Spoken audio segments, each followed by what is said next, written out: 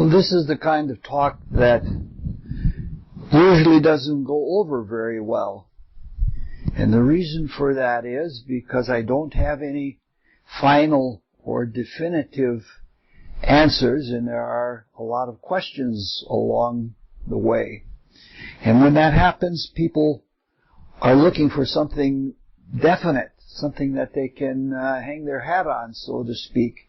And it isn't going to be that way. And we're going to continue where we left off yesterday, and that is we're talking about the Christmas star. It's a subject that many people have thought about and argued about for centuries. And it has a proven ability to attract people, and that's an important thing.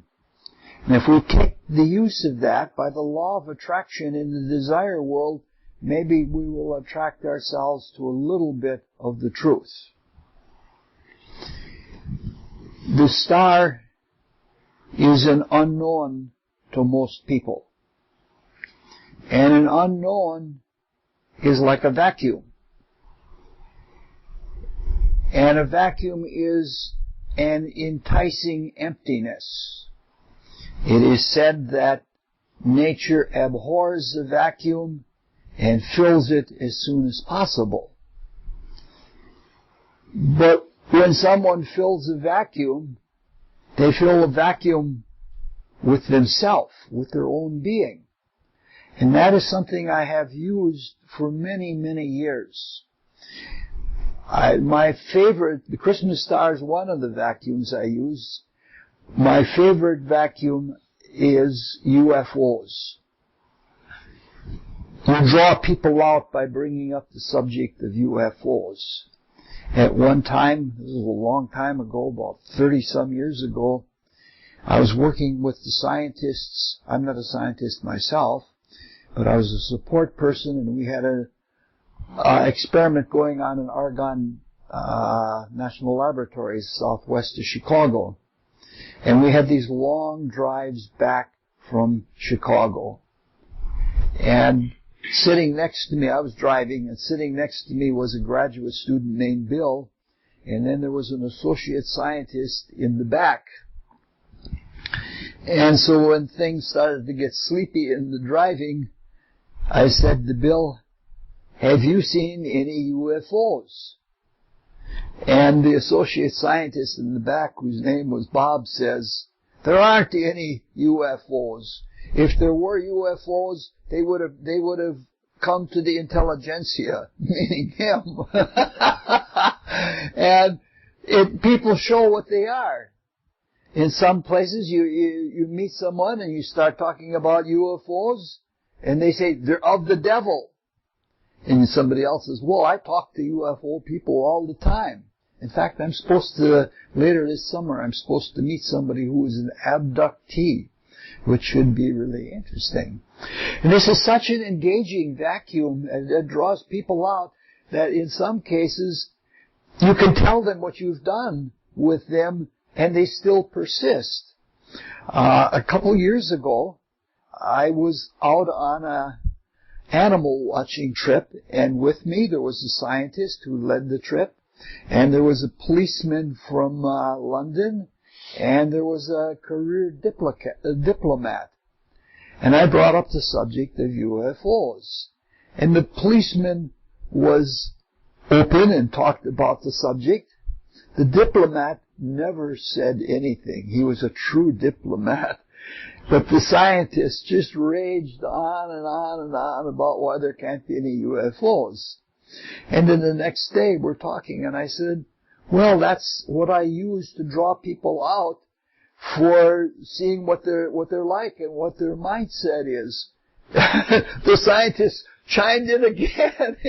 He wanted to show himself all over again. So the Christmas star has that effect on a lot of people. Now, one of the interpretations of what the Christmas star was, or possibly was, comes from astrophysics and astronomy. And that interpretation is that the Christmas star was a supernova. It's a completely materialistic view. It's from the chemical region of the physical world, and that's it. Modern science is like that. It's mostly materialistic. If you start talking about things like we're talking about, you talk about the stages of a creation before something becomes a physical star, they think you're crazy. They think you're dreaming. That's the best they might say about you. Material scientists can only see this stuff, the chemical subdivision of the physical world. They talk about the ethers, but they certainly would never use the word the ethers.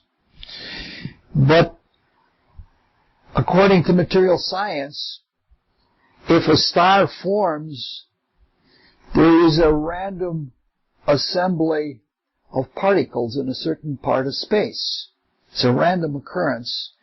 And in this randomness, a bunch of particles come together. And as they come together, they're gravitationally attracted to each other. And the more that come together, the greater the attraction, and eventually particles are bombarding each other. And they keep bombarding each other, and the process becomes more intense until it becomes a fusion, a nuclear fusion. Not a fission, but a fusion. And then the particles bombard and they produce elements. The first element is hydrogen and then helium. And they keep on, as the star gets bigger and more attraction goes on, they produce more elements, and this continues until iron is fused. And all of this they get from looking at sunlight. It's amazing what they can deduce from this. The science is called spectrography. And they look at the spectra of different stars, and in the light you can tell by looking what's in between the Fraunhofer lines is the word they use. Am I right, Rod?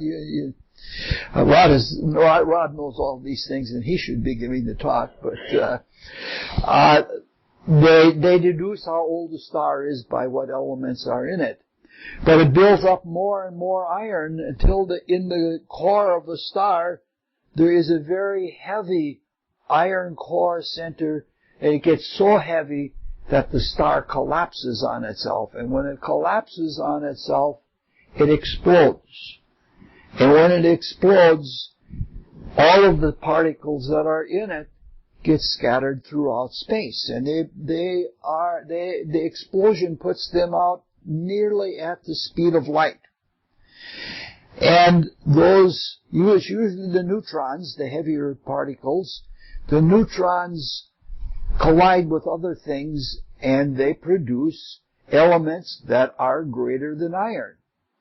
So all of the gold and the silver and the platinum and all the heavy elements do not come from our sun. They do not come from our solar system at all. They come from stars that have exploded elsewhere in space, and we have attracted the gold to us. It happens in humans too. In all of the food that we eat, there's gold, very tiny amounts of gold. And if you're living a spiritual life, you have more gold in your body composition, but that's all to the side. So when a star explodes, it's called a supernova. The super refers to the size of it and to the brightness. Because the brightness of a supernova is so great that sometimes you can see them in the daytime. The sunlight doesn't obscure them. The nova part means that it's new. It occurs where you haven't seen a star before, or you haven't seen it in that form before. The astrophysicists claim that the explosion itself lasts no more than 100 seconds. So it's a really fast, big event. And there are several types of supernovae. One type, the brilliancy lasts for just a few days, and the other type of supernova, the brilliance lasts for up to several months. Now, as far as it goes, though this is completely materialistic, it agrees in form with what the Rosicrucian cosmoconcept tells us. It tells us that a solar system eventually breaks up, and the stuff that is in it, or the beings that are in it, then work in other systems, which is exactly what's happening. But this is only the form and the stuff of things. Now, is this the Christmas star? In some ways, it agrees with the whole idea, and in some ways, it doesn't. The Christmas star, the only reference we have to the Christmas star is in Matthew's Gospel, and nowhere else do we have anything about it in the Gospels or in early Christianity. Now, a supernova doesn't have those peculiar properties that are described in Matthew's Gospel. It doesn't lead you on, and it doesn't stand in a given place. And the thing is, there has to be a recording of a supernova at that time. And as far as most of the modernly known literature is concerned, there was no supernova around the time of the birth of Christ. So but not everybody kept records. The only people that really kept records at that time were the Chinese. And the Chinese were very big on keeping astronomical records. And the people who were the astronomers or who were the astrologers had to, it was of vital importance. And if they didn't record things, it was lethal. There's a story of two Chinese astrologers that it was their duty to report things that were going on in the heavens, and they went out on a drinking bout, and while they went out on a drinking bout, there was an unforewarned eclipse. And as a result, they literally lost their head because they had their heads chopped off because they didn't forewarn that there was going to be an eclipse. So, it's possible in all those Chinese records that nobody ever reads. There are all kinds of alchemical studies and things that have never been, interpreted. So, it is possible that there was a supernova and it wasn't recorded. We have, a lot of things that are recorded are allegorical. Probably the best example is Joshua. When Joshua was fighting the battle, it was said that the sun stood still for 3 years, and he defeated the enemy for 3 days, and in the light of the sun, he destroyed the enemy. That's actually an astrological allegory, because the sun stands still twice a year for 3 days. And the light then supposedly takes out the darkness. The important point about all of this is not whether there was a supernova or not, or whether the supernova was the Christmas star. You can see this is the third interpretation that we have of that phenomenon. We're still just dealing with the material interpretations. The whole idea is if we're looking for spiritual truth, we have to look in a lot of places. There is not just one answer that answers everyone for all time. Max Heindel warns us in the Cosmoconception not to take his report of what the spiritual worlds are like as the only report. He gives the example that if there is a event that happens and reporters come from different newspapers, they'll each write up the story, or the witnesses will write up the story, and they'll each have a different story. Because each one sees the different side of things. He sees a different side of things, and each person is drawn to certain features of it. And if we're looking to understand spiritual things, as spiritual investigators, we want to be spiritual scientists, and we want to look for many different sides to things. Now, even though there is nothing to indicate that this was a supernova. The idea of a supernova is completely in agreement with Christianity. Because when a star throws off, dies, and explodes grandiosely and gives off everything that it has so that there can be gold for other stars, that's a beautiful concept. And in a way, it's not any different than when the Bible says, greater love hath no man than he laid down his life for his friends. Ye are my friends. And so, it's not a bad idea to keep in mind. We can look at science, and in science we can find that in the process there are some very spiritual things, as well as having an attitude of being investigative and being exact about things. All right, everything we've looked at so far with reference to the nativity star has been worldly. And we've tried to look at them spiritually, but they're basically not a spiritual rendition of the subject. The Rosicrucian philosophy is much more open, and it's much more spiritually direct. Nevertheless, there are a lot of things that are not completely clear, that are ambiguous, and they're ambiguous because we're worldly. And the Bible tells us the ways of God are strange to the ways of men, and we look with worldly eyes and don't see things. Now, there are two views that we can draw about the star of the Nativity from the Rosicrucian philosophy. We will talk about one today widely in many different ways, and we'll talk about the other one tomorrow for a few minutes in the morning.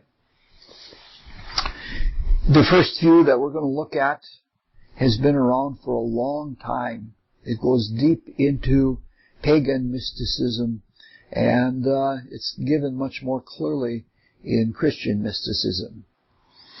And in this, we run into another biblical problem, and that is a problem of grammar, which requires a very, very careful reading of the gospel, and then you have to make sure that you have a reasonably good gospel.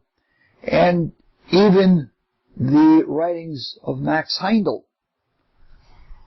presents grammatical problems. Drawing from the winter solstice service and from the mystical interpretation of Christmas, we are told that the rays from the spiritual sun strike the surface of the earth at right angles in the northern hemisphere at Christmas time. Now, this is a very unusual statement, because ever since we've been in grade school, we've learned that in the northern hemisphere at Christmas time, the rays from the sun are striking the earth obliquely. So this is opposite of what we've been taught since we were children. They do strike the earth in the southern hemisphere at right angles in what we call winter time. So this is something, the phenomena of the obliquity or the angle of incidence of solar rays is something we can prove for ourselves just by measuring shadows. And that's been done for thousands of years. But what Max Heindel is saying is radically different, and it's even opposite. And Max Heindel was no fool. He knew a lot about science, and when he makes a statement like that, you have to think about it. What does he really mean? You know, he's inspired us, and he has enlightened us so deeply that we don't have to, we shouldn't think that he doesn't make mistakes, but if in several different parts of the teaching he teaches the same thing, it must mean that he's pretty sure of himself. What often happens among Rosicrucian students, and this is something that happened in the last few years, and it's absurd that some students in some parts of the world, thinking like we're humans, we got a better view of it. Some Rosicrucian students, the diagrams that are in the cosmal conception of the currents that are in the desire body of a voluntary versus an involuntary clairvoyant, somebody got it into his head that this is wrong. You look at them and they're not going clockwise. And what has happened is in various parts of the world, I can take you to 2 Rosicrucian centers where the diagrams have been changed to be opposite. All because the statement of one man says, you look at that and they're not going clockwise in a voluntary clairvoyant. Well, that's because you're looking from the outside. If you're looking from the inside, they're going clockwise. Max was no fool. He was a clairvoyant and he could see. So we have to be careful when we do this sort of thing and we speak in a worldly way. We try to contradict Max Heindel when there's no reason why it should be. Now what we're talking about, the angle of incidence at right angles at Christmas time, is something I spent a lot of hours discussing. You remember Elsa Glover? Elsa Glover was a physicist. And we used to argue a lot, and we used to discuss these passages again and again. And to be honest, I have a number of answers that make sense to me, but I can't stand here and be an authority and say this is what was meant. Now, one thesis of this, which seems to be the thesis that Max Heindel is putting forth, is the thesis is very old. It is that the spiritual rays that Max Heindel is speaking of are not being projected in the light that we see with our eyes.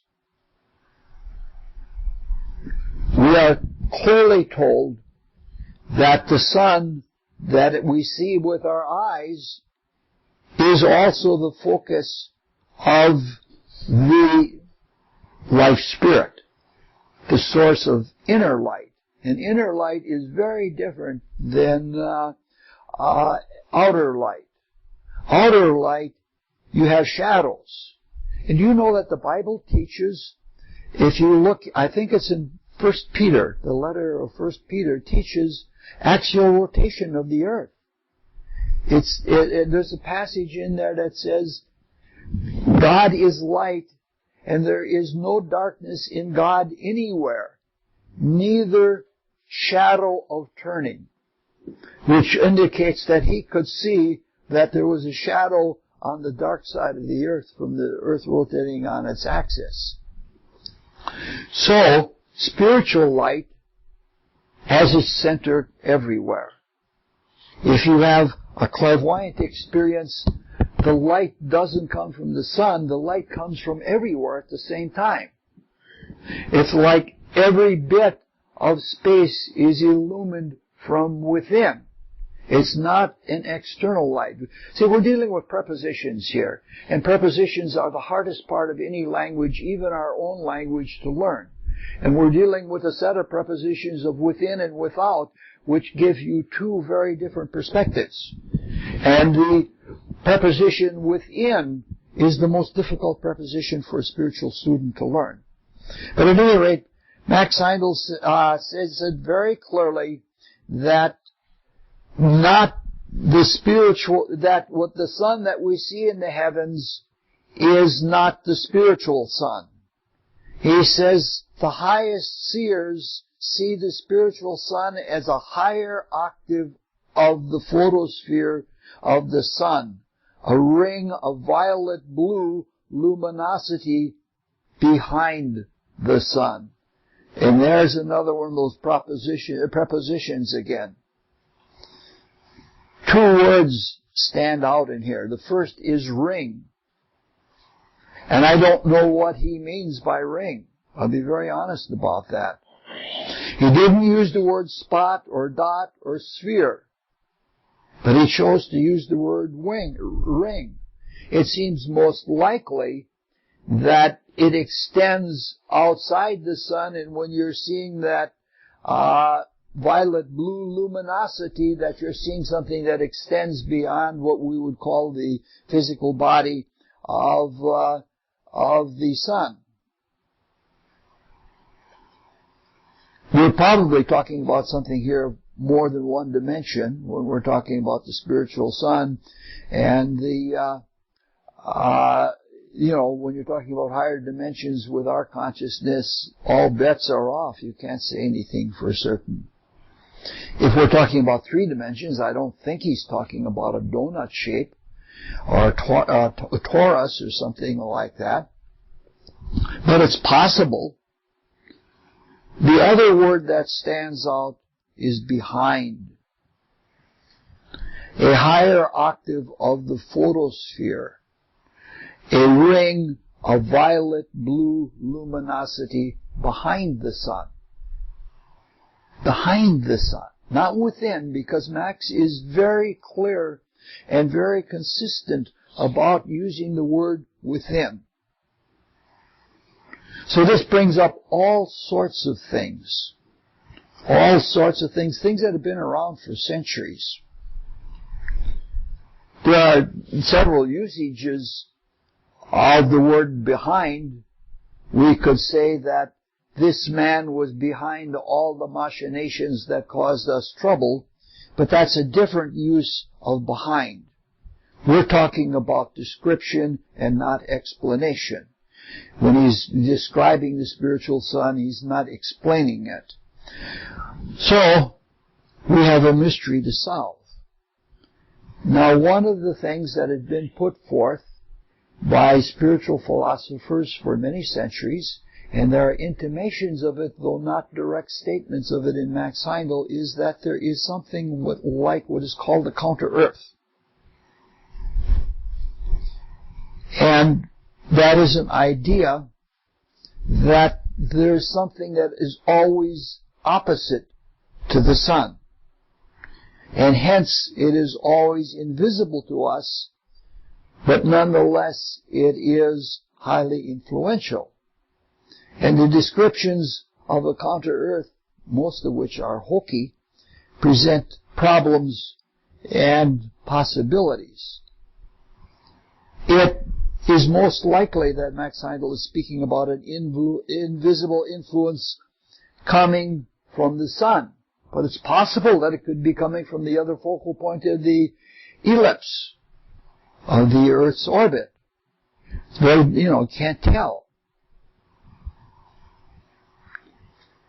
It's a problem that I've never found anyone that has been able to describe it without a shadow of doubt. So I'm just bringing it up. It's one of those things that it's probably best that we admit our ignorance. Not fixate on our ignorance, because that would keep us ignorant. But if we admit our ignorance rather than assume that we know something we don't assume, because that would block us from the truth also. And what we do is we put our attention on something and hold it until it gives its truth to us.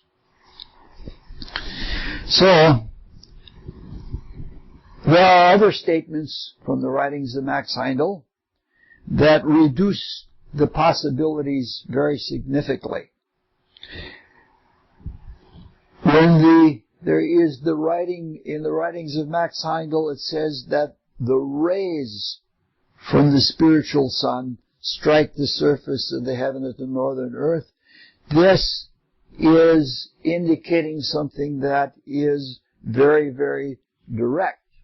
It's just important to know from which direction they strike it. Whether we in the northern hemisphere see it striking the surface from within or from without. If they strike from without, it has to be something coming from the opposite direction, something like a counter-earth or another center of manifestation. The problems like this are difficult, because just a few minutes ago I said that if it's a fourth dimensional phenomena, we can't understand that. There's a lovely book called Flatland by Edward Abbott. Elsa Glover used to love it and used to teach it all the time, and she said that she describes the book, I have a copy of it somewhere, describes the book of people living in two-dimensional space, and then somebody brings three-dimensional phenomena into two-dimensional space, and it seems like miracles and magic to the people living in two-dimensional space because they don't have the three-dimensional understanding. And that she also used to use that for teaching physics students how to be open and accepting of fourth-dimensional consciousness and the effects that it has in this world. All right. The more probable is that the rays strike the earth, the surface of the earth at right angles from within. And if that's the case, the spiritual sun is within or behind the physical sun, and they would come to us, be radiated to us, and they would have to pass through the earth. And then the earth would block out the rays from the photosphere of the sun, and what would be seen would be what we would call etheric rays. This seems to be the most likely interpretation of the Christmas stars. That would mean that anyone that had a little elementary etheric vision could see the rays of the sun that are invisible most of the time. And this is precisely what Max Heindel tells us happens with the midnight sun on Christmas Eve. Now, the midnight sun, this is a word that has two different meanings in society, so we have to be very careful about what we're talking about. People who live in northern Canada or northern Norway or Finland or Siberia, where there is perpetual illumination in summertime, they see the sun at midnight, and that's called the midnight sun. That's not what Max Heindel is referring to. Max Heindel is referring to seeing the sun at midnight on Christmas Eve through the earth.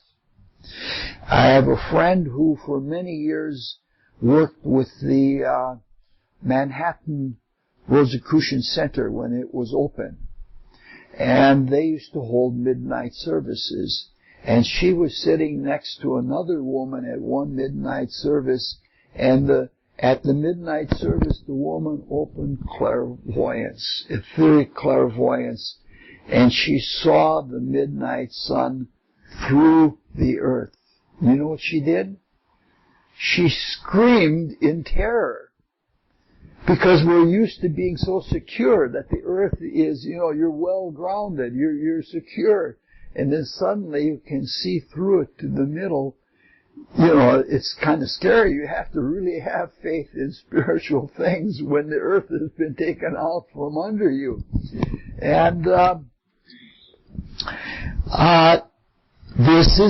this kind of event has been since the formation of the earth to anyone who's capable of seeing it. Looking back in the history of Western mysticism, the earliest reference to it I see in a book written by Lucius of Apuleius. He wrote a book that St. Augustine called The Golden Ass of Apuleius. And he describes pretty literally, in a symbolic way though, but pretty literally, his being initiated into the mysteries of Isis. And in that he talks about seeing the midnight sun. So this is something that, this is from about, I think must be about 300 AD, something more in there. So mystery students have known about this all the time. Obviously, this is a valid spiritual interpretation of the star of the Nativity. It is the sun, S-U-N, and the sun, S-O-N. And when you're in the northern hemisphere, you're looking straight through the earth. You're looking at things that are coming at right angles to the atmosphere, roughly speaking. We're not talking here like surveying where you get it down to 1/10 of a degree or something like that.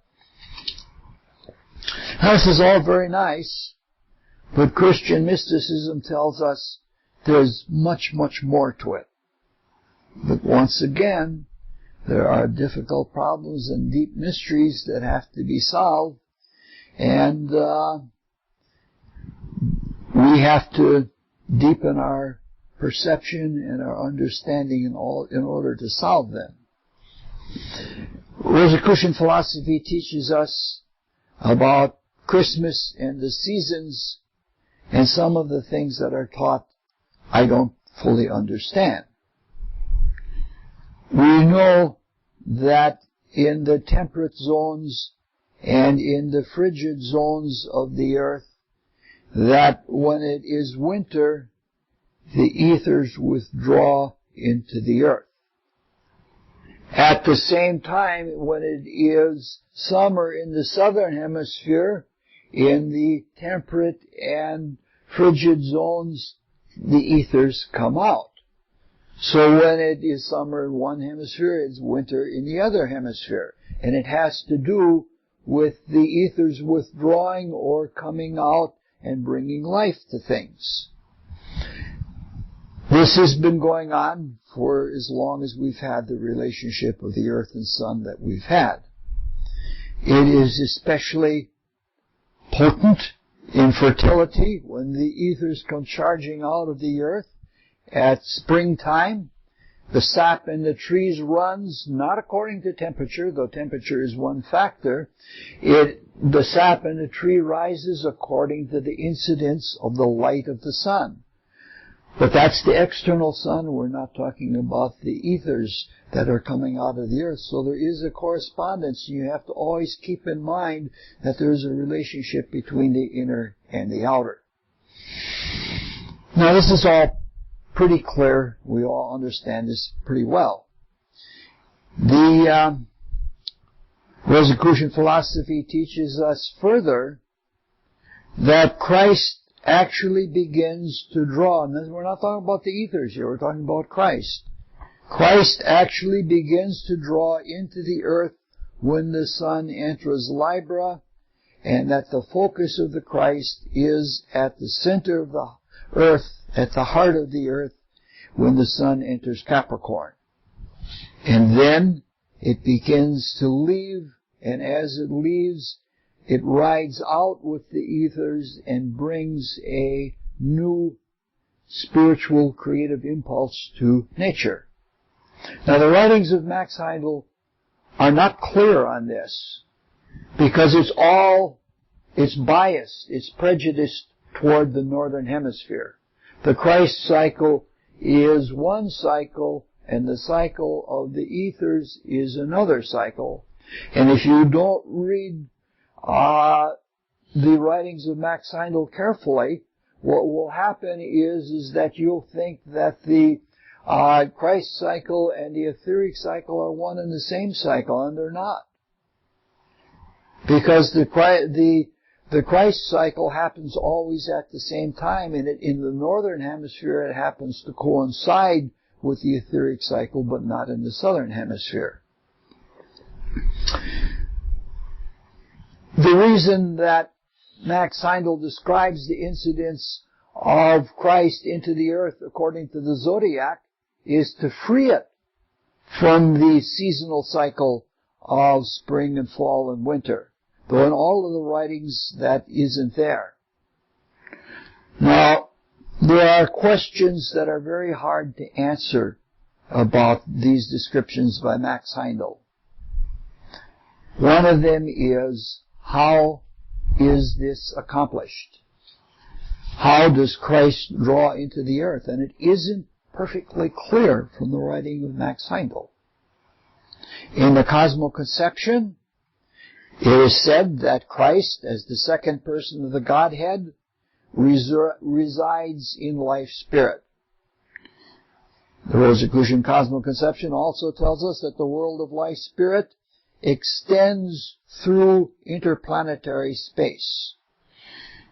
From this, one can conceive that the annual incarnation of Christ into the earth is similar to what we do in our healing prayers. In our healing prayers, we focus on a center.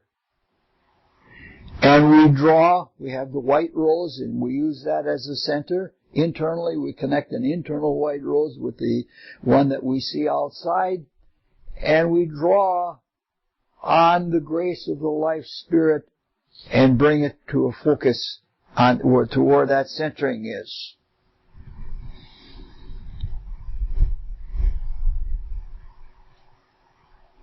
The images that we have for that, one is as a vortex, that we form a vortex that extends out to interplanetary space and we focus it in one place. But it isn't clear from the Max Heindel teachings that this is how the incarnation of Christ happens in the earth. In some places it is indicated that we draw from space all around the earth, beginning at summer solstice. The life spirit draws itself into the earth from all around, and it touches the surface of the earth when the sun enters Libra, and then from all around it comes to this center at Christmas time. And from there, it passes through itself and then goes back out again. That's one picture, and that's one image that you get from the Rosicrucian philosophy. In other places, Max Heindel says that a ray from the spiritual sun comes to the earth and is sent to the earth. Now, a ray coming from the spiritual sun to the earth is a very different thing than drawing on the interplanetary space all around and bringing it to a point. Very different thing. A ray is a more three-dimensional, and you have to wonder whether Max is using poetic license here.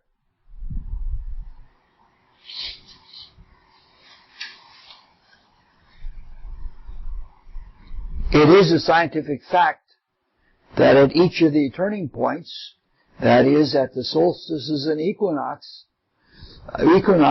there are bursts of energy that come from the sun to the earth.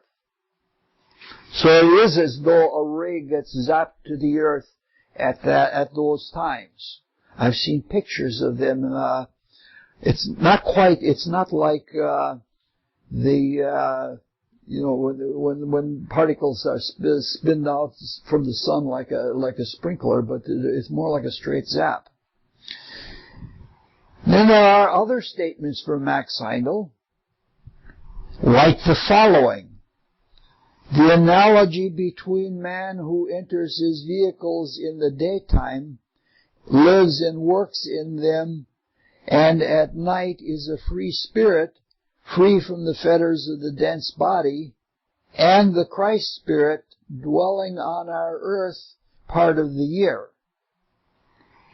And he even uses allusions to the point in the skull with humans and coming in at the North Pole. The Christ coming in at the North Pole with a vortex again, very much like the vortex in the healing service. So we are talking about several different kinds of phenomena, or we're talking about different descriptions of the same phenomenon. I don't have a final answer on this. I can certainly feel coming from all around. I can feel the season coming on. There are times that you can feel an entrance of something coming into the earth, coming into the environment that you're in that vertical kind of way.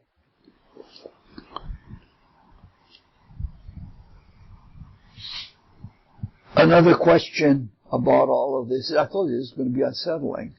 And I hope it provokes a whole lot of study and a whole lot of pondering on a philosophy that has moved all of us, and all of us think we know, but at least I don't know. All right. A much bigger set of questions is exactly what is done in this cycle and how. The cycle of the seasons and the response of it is about death and fecundation in living things. That's been going on for millions of years. The cycle of the indrawing of the Christ has been going on for 2,000 years, no more. And from this juxtaposition, we can see that the writings of Max Heindel have to be studied more than superficially to understand this. For many years, I have believed that there were two separate cycles. One being the cycle of the ethers, and the other being the cycle of the Christ. And that is a viable hypothesis. I even wrote an essay which Jorge translated for me for people who live in the live in South America. The information in that essay, or in this idea that there are two cycles, is still true.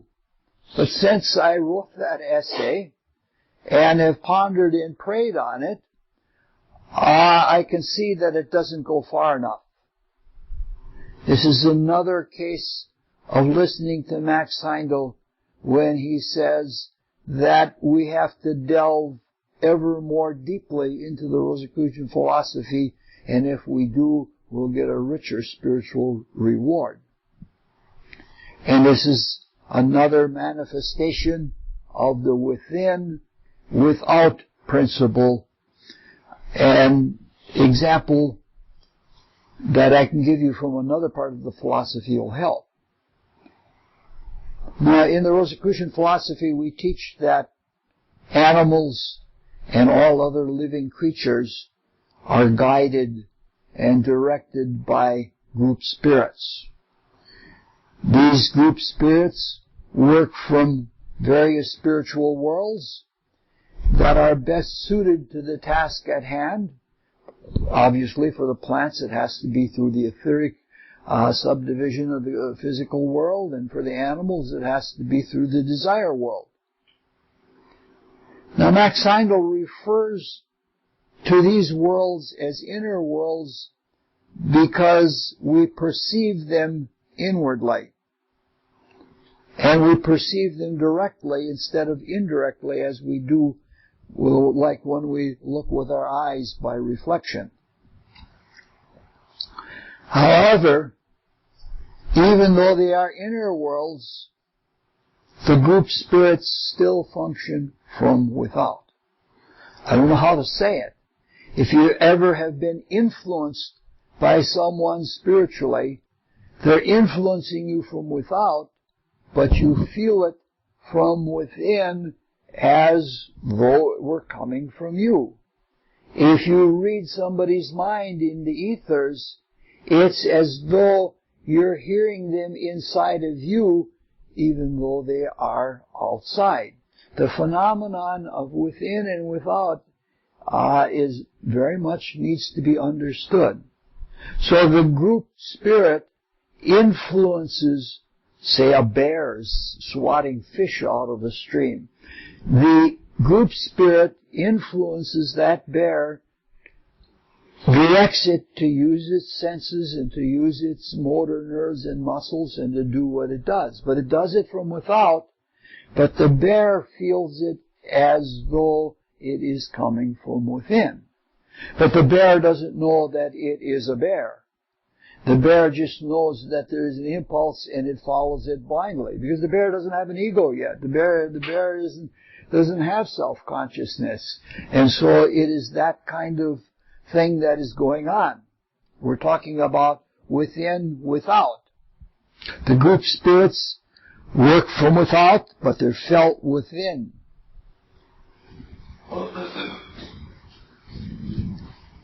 Animals can do marvelous things.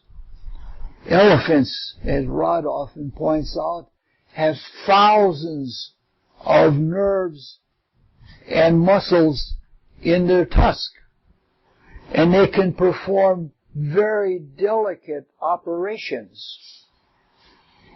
And they're doing this all with guidance that comes from without. I'm sure the group spirit feels the within and sees the within of the elephant, but to the elephant it's getting it from without. But as wonderful as the things are that are done by the group spirit, it's not the same thing as being inside your own vehicle. You can become quite adept at leading a drone or a little race car from externally through radio control. But it's not the same thing as being inside the car. Because when you're in the car, everything is at your disposal. So the same thing is true of the earth. The earth has been guided basically from without. And with the coming of Christ, the incarnation was not only an incarnation into humans, it was an incarnation into the earth. So that there is a focus of the Christ within the earth, and that as our lives become unified with Christ, we become focused in the center of the earth, and we begin to guide the earth. It's a slow, very slow process. Most of us have only a few moments of Christ experience in ourselves in our lifetime. So, we learn all kinds of wonderful things when we try to live the spiritual life in earnest. We learn that when we lay down our lives and we start serving others, the returns that come from within are beyond, the gratitude that we should have for what is given to us is enormous. Now, if we try to play that to our advantage, we lose it, because then we're no longer living in the Spirit of Christ. This principle is true for Christ also. When we don't live for ourselves personally, but when we live in service of the universal Spirit, wonderful things come to us. Great abilities, understandings that we could get no other way. The beautiful thing is that the same thing happens for Christ. And what happened at the incarnation for Christ, the blessing that was given to Christ must have been stupendous.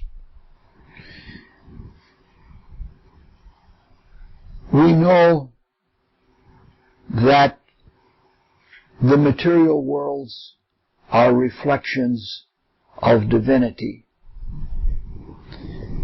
The divine Spirit, through the Father, is focused into the chemical subdivision of the physical world.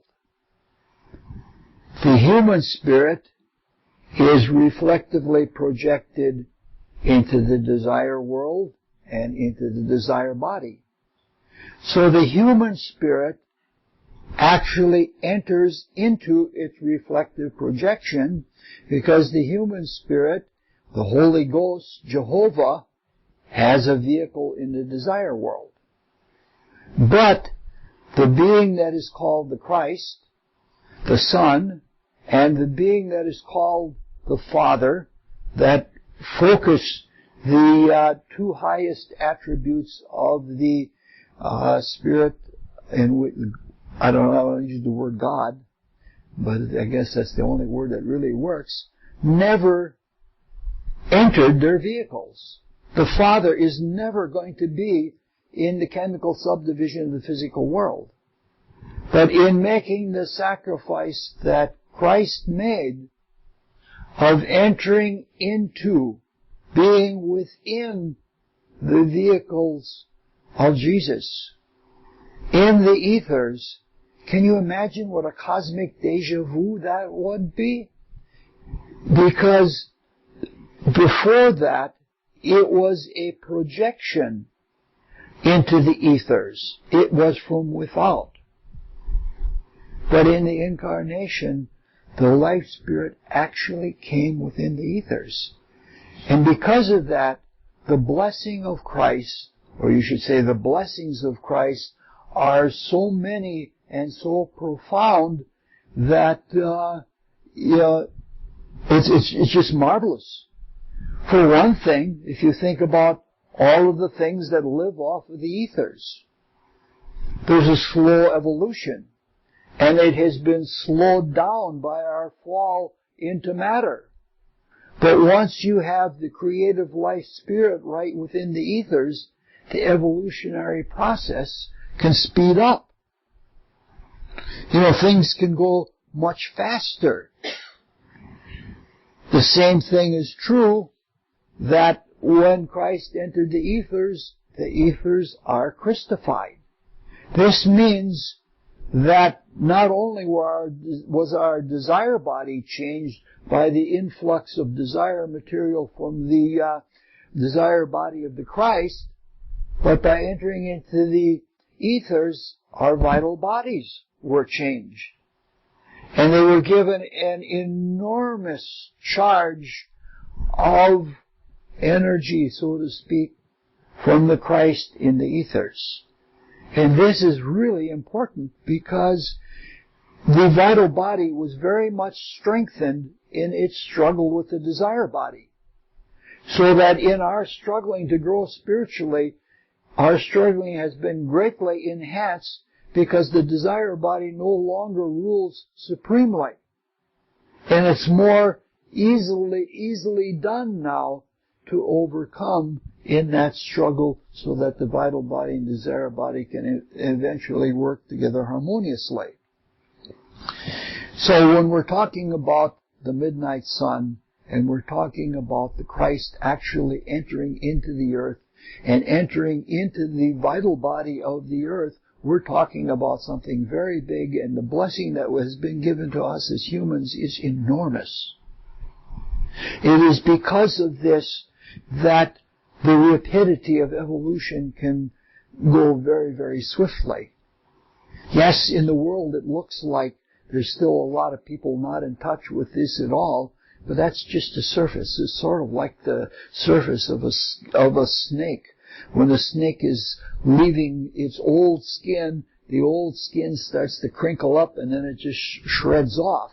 And the materialism that is in the world now, it can't triumph over that impulse that is in the ethers. And the more that we connect ourselves with that impulse in the ethers, the better it is for the ongoing work of spiritual evolution. So, relative to our topic of the midnight sun or the nativity star, we can see that Christian mysticism, talking about the midnight sun and the entrance of Christ into our earth and becoming one of us, is a tremendously big thing. It starts the whole process of alchemy. It's sort of like we can begin alchemizing and making transformations in a way that we never could before. So, there are all kinds of cosmic implications for this. We have one more interpretation of the star, which we'll cover in a very few minutes tomorrow. And after that, we'll move on to some other topics about astrology as it is found in the Gospels. It takes 3 days to get through one or two little items in the Gospel, but that's the way things go. For now, we'll close with the Rosicrucian student's prayer. O God, increase our love for Thee, so that we may serve Thee better from day to day. Let the words of our mouths and meditations of our hearts be acceptable in Thy sight, O Lord, our strength and our Redeemer. I hope you understand the idea of multiple contexts being understood simultaneously. Don't tell us about the aurora borealis. Yeah. But that, see, we have such limited consciousness. It's very good to be able to think one thought at a time and to keep it under our control. But when we start having the spiritual world understanding, we understand many things from many points of view at the same time. And in fumbling around, trying to show all of the possible interpretations of this, it's trying to simulate or trying to bring us to that kind of consciousness that we can look at all these different points of view and see that there's something of the truth in all of them. Max Heindel talks about in one places in the writings where he tried to figure out what people were talking about reading books with spiritual sight. And he picked up a book and he tried to read it with etheric vision. And when he tried to read it with etheric vision, he saw all of the different pages overlaid on each other and he couldn't focus on all of them. You know what I mean? He says, then I looked at the book with desire vision, and when I looked from the desire world, I could see the book from all the different points of view and, you know, how the different parts connected with each other simultaneously. And that's the kind of consciousness we're trying to get to. So we aren't just small-minded, there's only one way to things. There may be only one way, but that one way has many, many sides to it. And I'm sorry if I couldn't give you any definitive answers, because I think in order to have a definitive answer, you must have that kind of consciousness. Okay.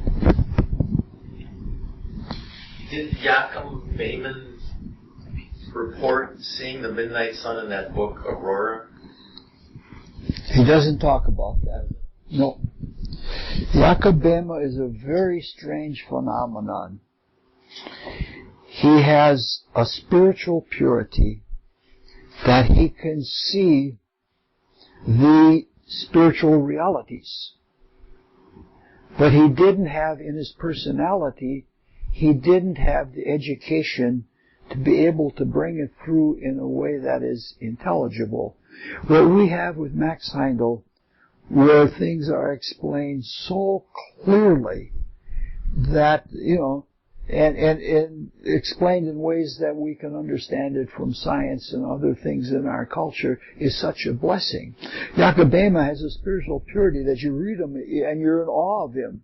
But at the same time, he still thinks that the earth goes around the sun, and he's almost a Bible literalist.